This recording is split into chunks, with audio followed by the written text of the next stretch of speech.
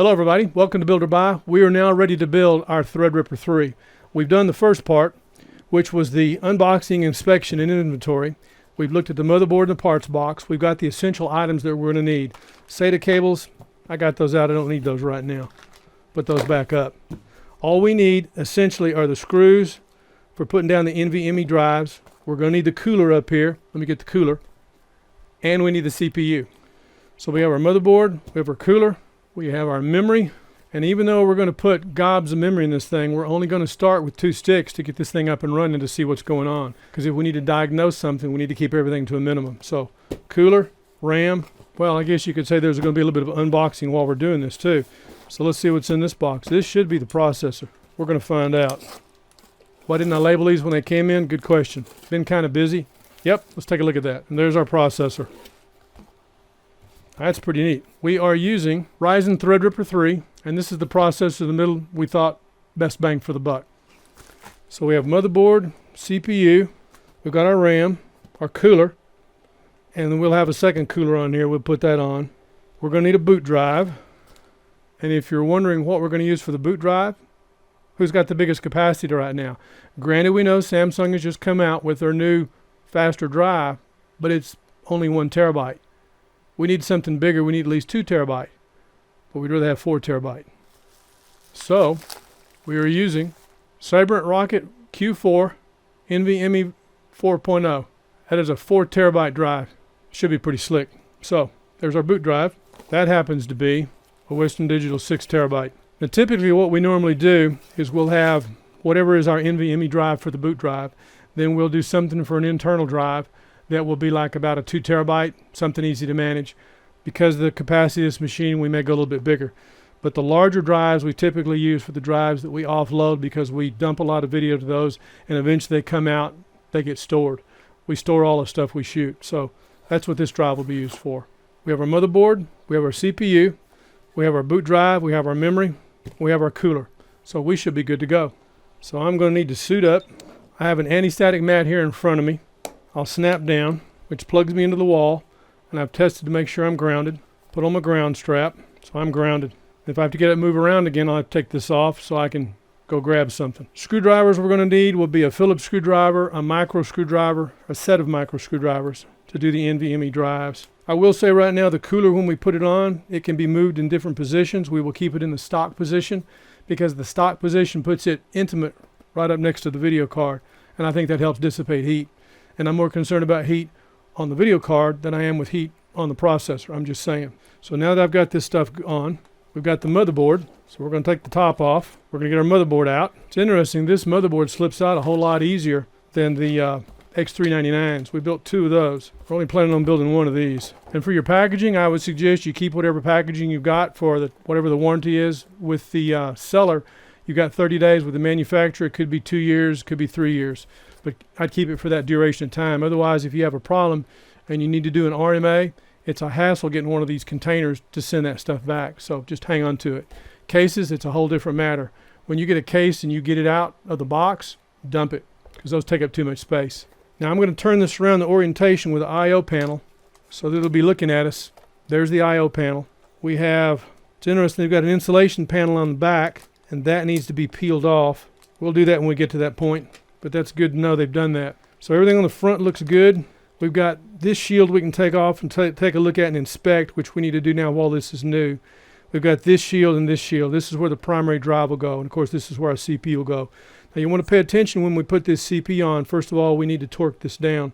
And the torque wrench will be in with a processor. So it's interesting, Gigabyte, I didn't see a torque wrench in with the motherboard this time, which is what we had with the X399s. I think it confused a lot of people. It was just a wrench that fit the socket, but it was not actually a torque wrench. You definitely want to use the torque wrench. You'll hear that click, then you know you got it down right. That has to be set on there right. And we're going to follow the pattern and procedure that Noctua uses, putting the dots on when we put the compound, and we use the Noctua compound to get that set. So I'm going to pull all these little shrouds off, get rid of some of this plastic. And once we get this built, we'll do some videos also showing you how we're going to use this machine, some of the stuff we do. I think that was the only shroud we have. That's clean. That's clean. So I want to take these off and take a look at them. So I've got a micro screwdriver, and you want to watch where you place those screws because they're easy to misplace. If they get away from you, then you're either trying to chase them down or trying to replace them. Now I'm going to keep the screw in there, and I'm going to show you there's a film on here we're going to need to peel off. Now there's a lot of people that tell you with your NVMe drive to be sure and peel the label off of it. If you build a machine and you're going to leave it, that's fine, because we build and we rebuild and we change parts out. I'm going to leave that label on so I'll know what that drive is. I'm not concerned about that. So anything you see us that you don't like, understand we don't build a machine that stays. We build a machine to show. We use it, and then we may start swapping components out. Good example, that's a power supply. When you build a machine and you're getting ready to do the smoke test, build it, hook it up with a minimum of components, turn it on and see if it'll work. If it doesn't, and you got to change power supplies, you've also got to change cables. That's just dumb to hook all that stuff down when you might have to change it out. So keep that in mind. So I'm going to set this aside for the moment. I want to inspect. Now, my socket is on this end. The screw is already set on this end. I want to show you the position of those screws for those drives right quick. If you notice the positioning, that's 110, that's 80, and that's 60. Most all NVMe drives you buy are going to be the 2280. So we'll put the 2280 thumb screw standoff in that spot, and then the other screw that holds the drive down goes on top of that, which would be right here. All I'm doing is checking stuff, because if I see anything that's an issue, I want to know now before I get that processor out. Because when I start the process with the processor, we're all in. We keep going until we're done. So I'm checking all this other stuff out before I do that. That's the most important thing. But if something here is wrong and I put that on, I got to pull it off? No, I'm not interested in that. I don't want to do this twice. I want to do this once. So I'm going to pull this one off and make sure this socket's okay. Now, some background on why we do this. You ever bought a laptop and then say, oh, maybe 2 years later you get ready to plug something in, that port doesn't work, and by the way, you didn't bother to test it? We had some of that at the Builder Buy Live meeting before, more than once. So I'm just saying you need to test this stuff. It's like you buy a laptop, check all the ports, make sure everything works. You're going to build a computer, check all the ports, make sure everything works, because if something doesn't work and you wait a year or 2 or 3 down the line and you say, well, what do I do? Don't ask what you should have done. Think about what you need to do in advance. It's kind of like cloning, imaging, backup. Don't ask me what I should have done. I'm telling you what you need to do. That's why we're checking this out. So we're going to take this one off. Even though we're not going to put a drive on there, I want to make sure that is all good.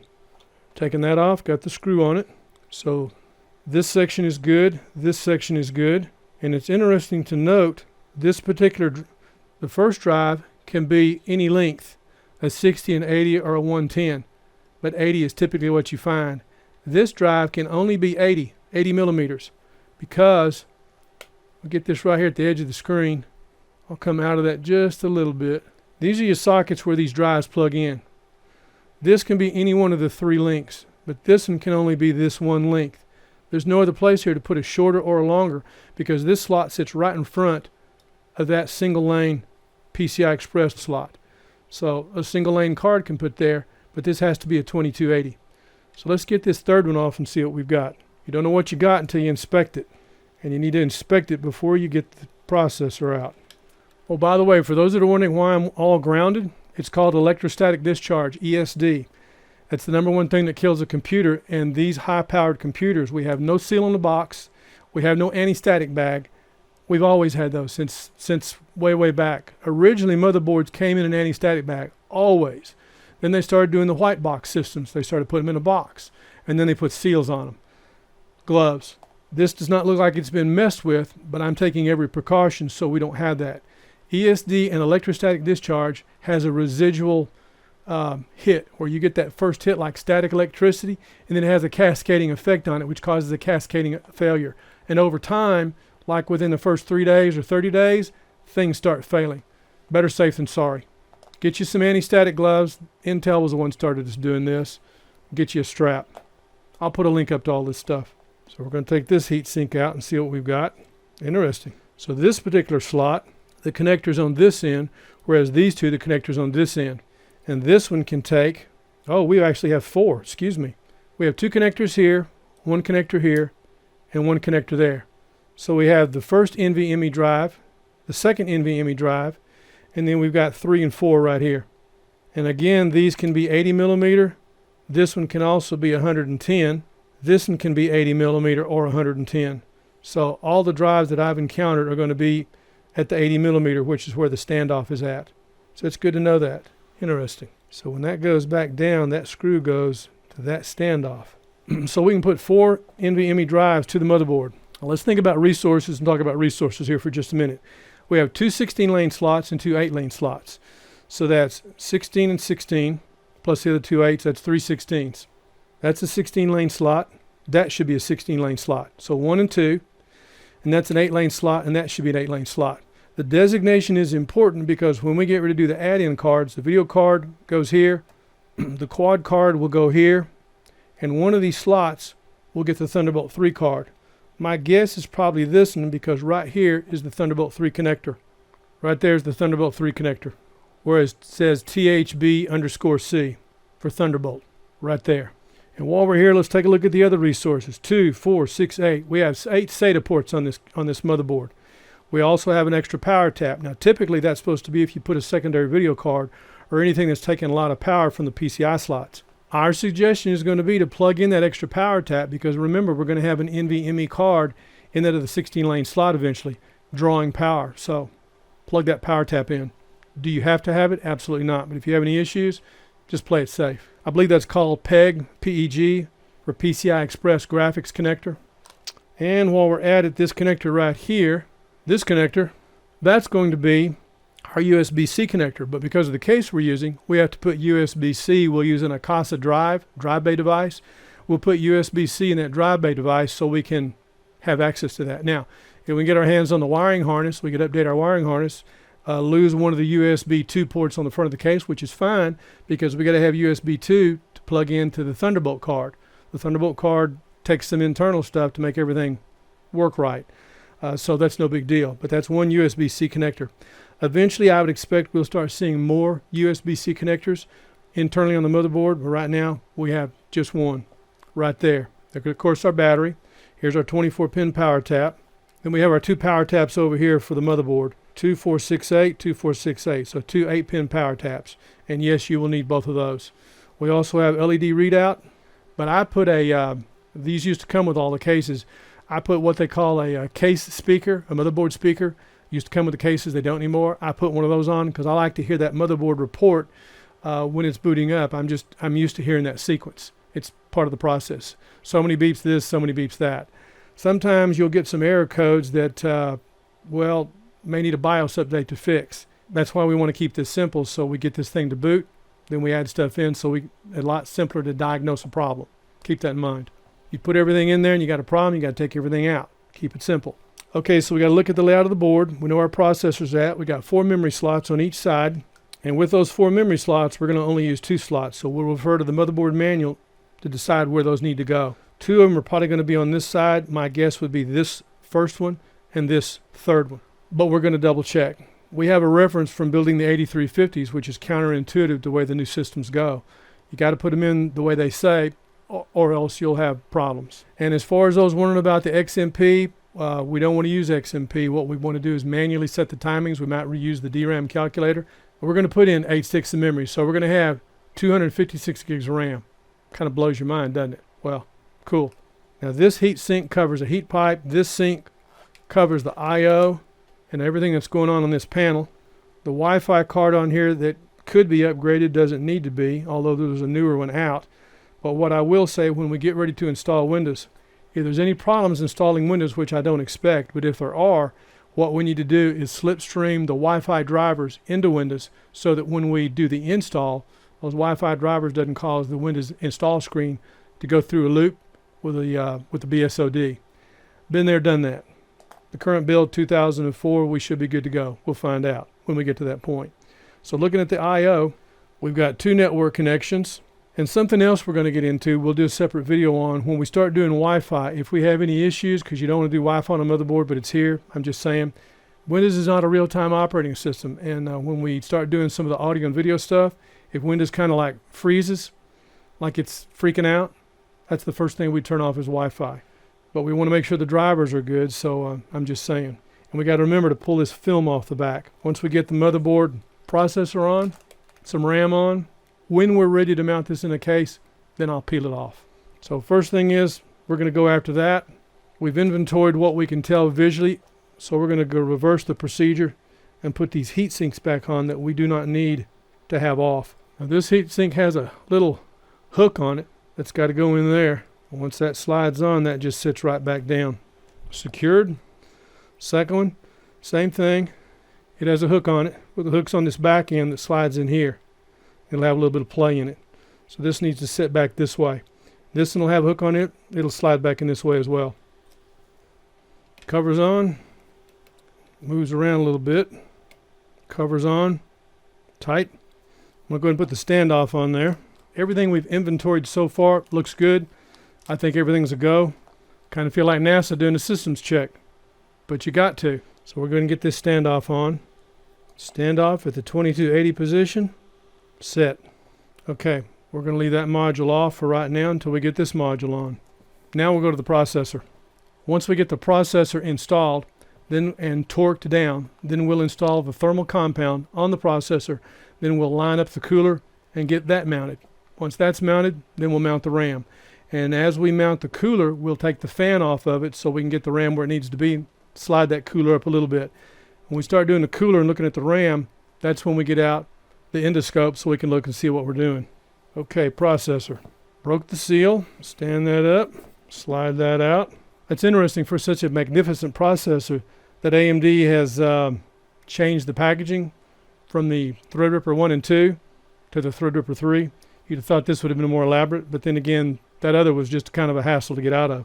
All I had to do was cut the seal on this. Got a document with the Ryzen Threadripper case badge on it. We'll set that aside and pull this out. What about you guys? This is pretty exciting. Before I take that out, I want to double check and see what we've got in here. Ah, perfect. Yeah, decal, that's nice. But there's our torque wrench. That's extremely important. And there's the mount if we need it.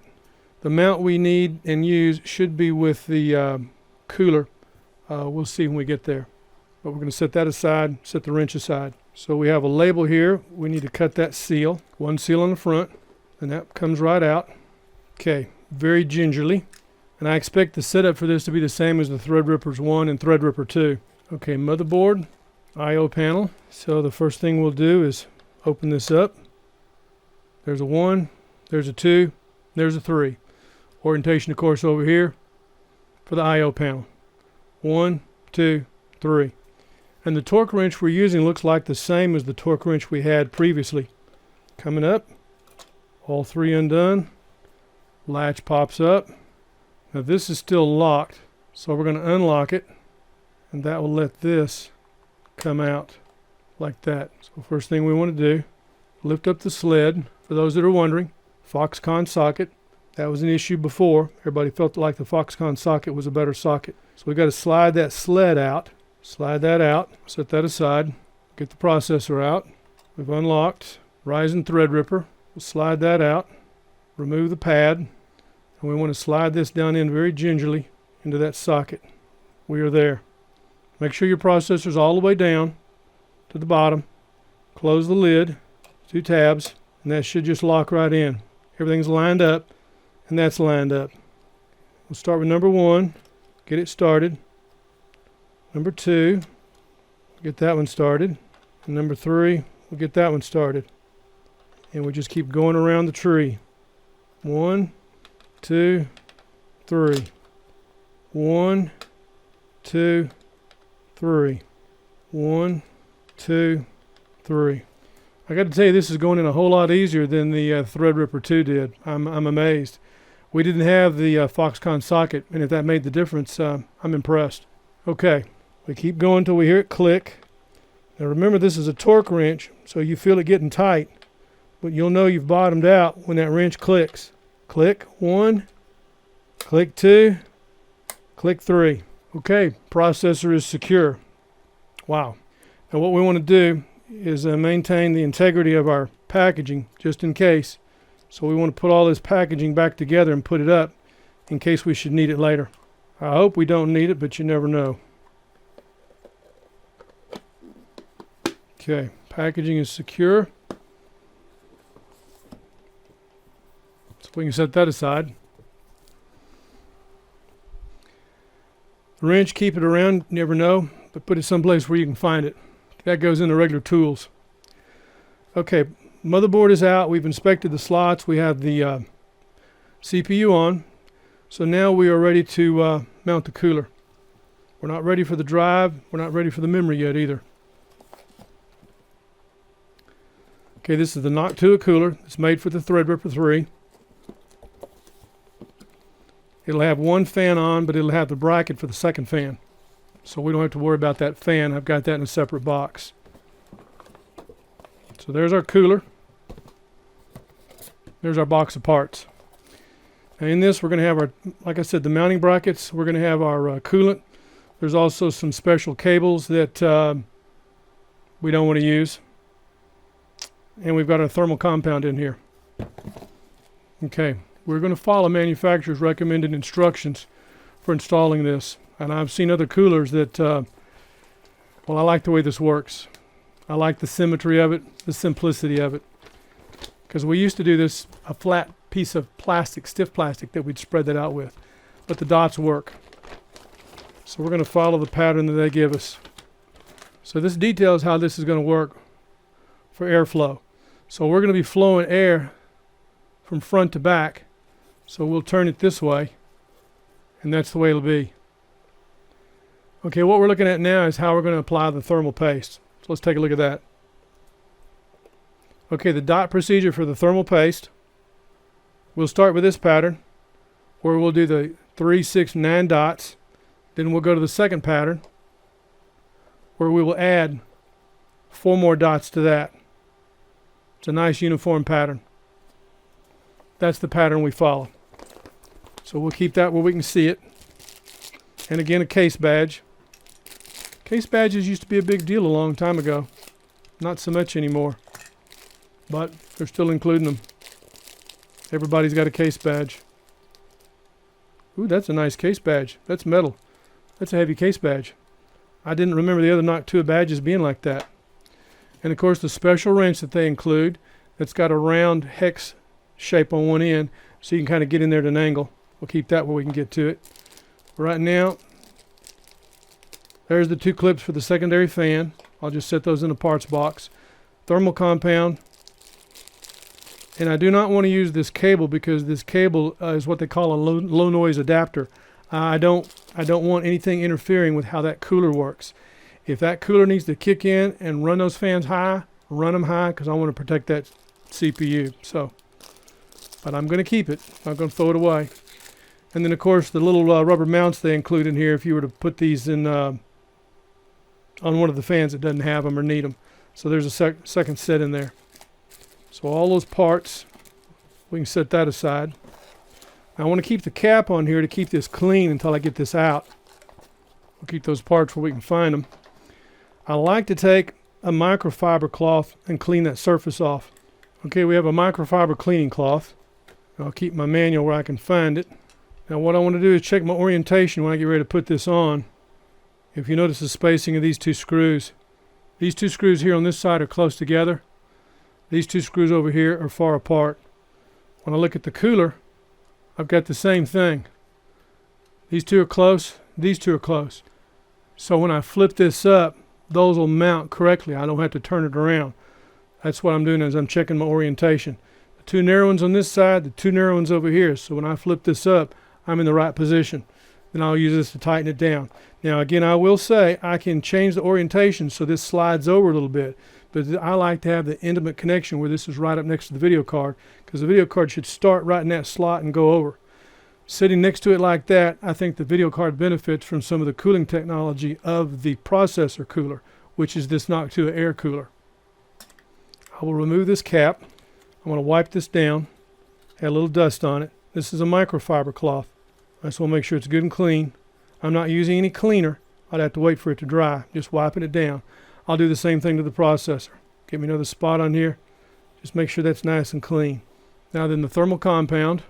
That should be good to go. Yeah, protective cap. I can also, okay, I'm going to turn the motherboard around so that the label faces me. The I/O panel also faces me. And I'm hoping it'll be less confusing for anybody watching. There's the instructions.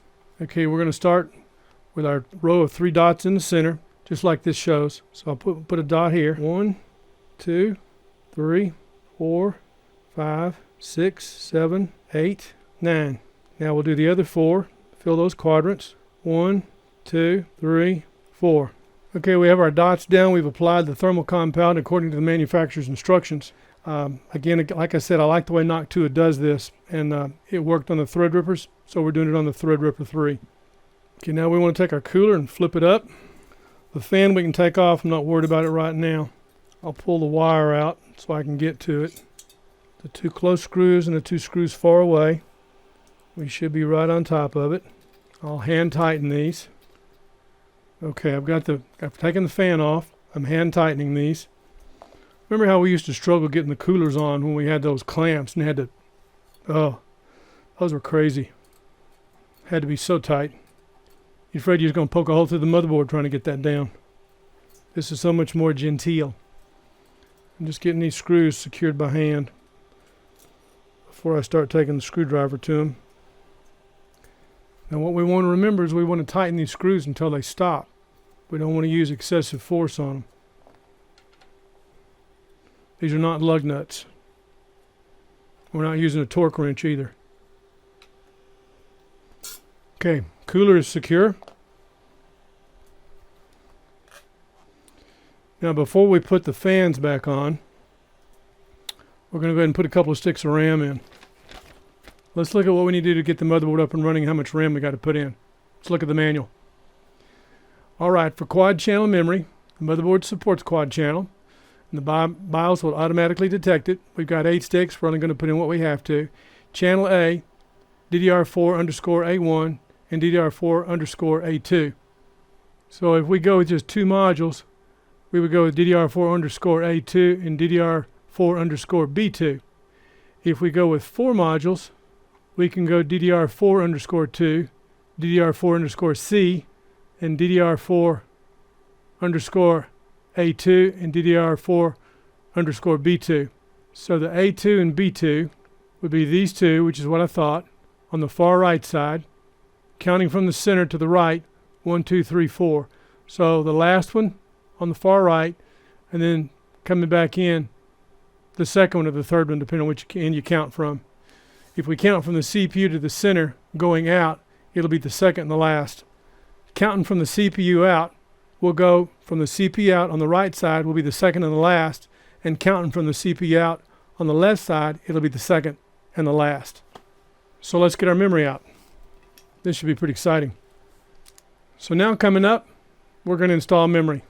Since we can do DDR4, we're going to fill all 8 slots, but to keep it simple, we're only going to put in what we have to. We're going to put in 4 sticks. So 4 modules, DDR4D2 and DDR4C2, and then on the right side, DDR4A2 and DDR4B2.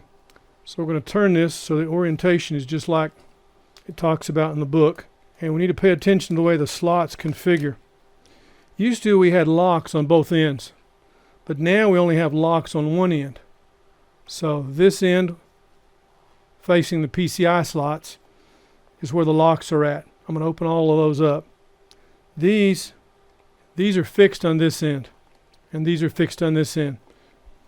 So when we take that memory and we slide it in, we slide into that first and we lock it down on the side toward the PCI slots. You want to hear that lock in, just like when we hear the torque wrench tighten down correctly, we want to hear these tighten down correctly. Okay, we're only going to get out half the amount of memory. We'll save the rest for a little bit later.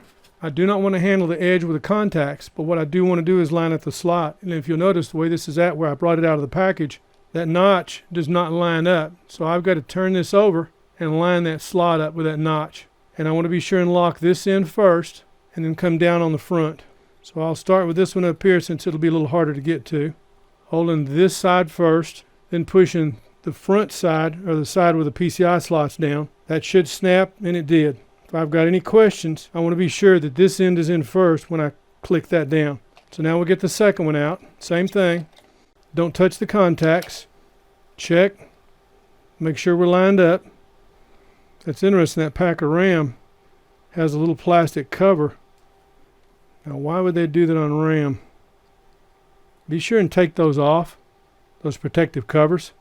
Jeez, I'm just now seeing that. Well, that's annoying. That is real annoying. To protect those, I've got to take this one back out now and take that off. I didn't see that. That's new. Take that plastic cover off. I'm using a flat blade screwdriver, not my fingernail, to peel that off. Who was the genius? Who was the genius that come up with that idea? Wow. Well, practice makes perfect. Our orientation is correct, so we'll line up in the slot. Drop the front end first, heard a click, drop the rear end, hear it click. We'll take the next one, orientation is correct, line it up in the slot, lock the front end first, hear it click, lock the rear end second, hear it click. Okay, we have 2 sticks of memory in here. Now we're going to put the other 2 sticks on this side. And remember, there's labels on here now. This is Corsair Vengeance memory we're using. 256 gigs. We're only going to put half of it to start.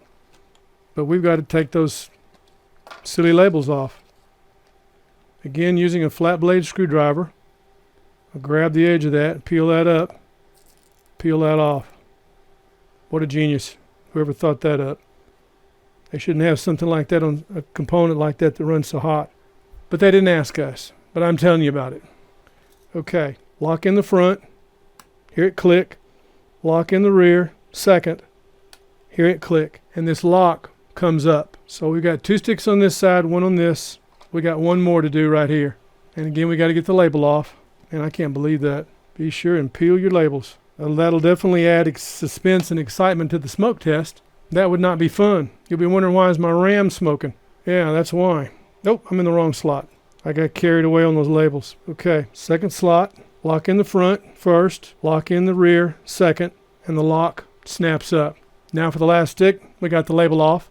Corsair Vengeance. Okay, orientation is correct. The very last slot right up next to the heatsink. Wow. Lock in the rear, slide it into the slot, lock in the rear first, hear it click, lock in the rear toward the PCI slot second, hear it click, and the slide comes up. Okay, we have 4 slots. We're ready for quad channel. So now what we need to do, get our fans on the CPU cooler. Next step then will be to put our NVMe drive, boot drive, then we're ready to put in a case. So we have 1 fan out, and we have to remember where our air flows. If you look at your fan, if you get confused, because you want your air to flow from front to back, and when you mount the second fan, do the same thing. This needs to flow. I'm looking for an arrow on the edge. As soon as I find it, I'll show it to you. Okay. Yeah, this fan has arrows showing direction of airflow this way and direction of rotation this way. So this fan, with the way the clips were already mounted, goes on this side, and air will flow in that direction. So we want to watch that when we mount the other fan, because the other fan with these brackets needs to be put on the other side with the brackets reversed so that they both go in the same direction. Just want to point that out. Now, because the RAM's installed, I can go ahead and set this fan on here, right above it, brings it up just a little bit, clip, and clip. Okay, now for the secondary fan. We're going to put that on. I like 2 fans. They say it helps a little bit. I think it helps a lot. And it comes with all these little rubber mounts. We'll put up the link to the video for all this stuff. So what we're going to do is take all this out. I save all the parts. All we need is the fan. And there's a nice set of screws here if you need for a case fan. So save all that good stuff. Put it in the parts box. Boxes like this I don't keep. I only keep for the major components like the motherboard and the processor. So if you're wondering, chunk it. Okay, so we have the fan. Now we need the extra set of brackets that come with the cooler. Got those out. And again, it comes with a bunch of cables and those little mounts. If you're mounting in a case, instead of using screws, you can use these little standoffs that are rubber isolating mounts. I hang on to all that stuff. You never know. You might need it. Okay, fan, 2 mounts. And what I want to do is check my orientation to make sure my cable, like this, and see I've got this up. I have this upside down. I did that so I could show you where this was at, but I need to reverse it so I can put this wire down. Now if I leave it up, it's okay. In fact, it helps because it's not too long if the cooler mount was over here. But because the cooler mount's back over there, if this were up here, it'd be fine. See, like this one?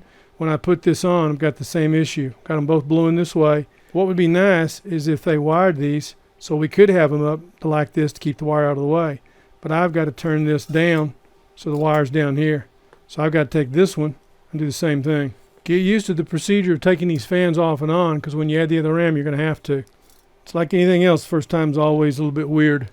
So this fan will go and blow air that way. Cable facing down. But We don't want to mount it like this one's going to be the brackets on this side. It's got to be here, so the brackets have to be on that side.